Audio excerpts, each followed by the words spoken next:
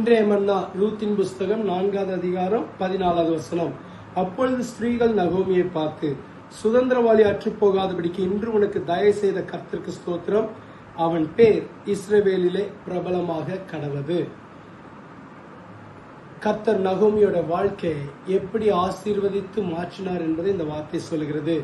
ஒரு நாளில் இதே நகோமி சொன்னாங்க, நான் கசந்து போனவள், நான் வெறுமையானவள், நிறைவுள்ளவளாய் போனேன், குறைவுள்ளவளாய் வந்தேன், என்னை நகோமி என்று அழைக்காதீங்க, மாறா என்று அழைங்க. இப்படி பலவிதமான உபத்திரத்தினூடாய் வந்த நகோமியோட வாழ்க்கையில கர்த்தர் போவாஸ் ரூத்தின் மூலமாக பெரிய மாற்றத்தை கொண்டு வந்தார். ஆகவேதான் நீங்க சொல்லப்பட்டிருக்கிறது, இன்று உனக்கு தயவு செய்த கர்த்தருக்கு ஸ்தோத்திரம். கர்த்தருடைய தயை நம்முடைய வாழ்க்கையில சூழ்நிலைகளை மாற்றும், காரியங்களை மாற்றும், நன்மைகளை கொண்டு வரும்.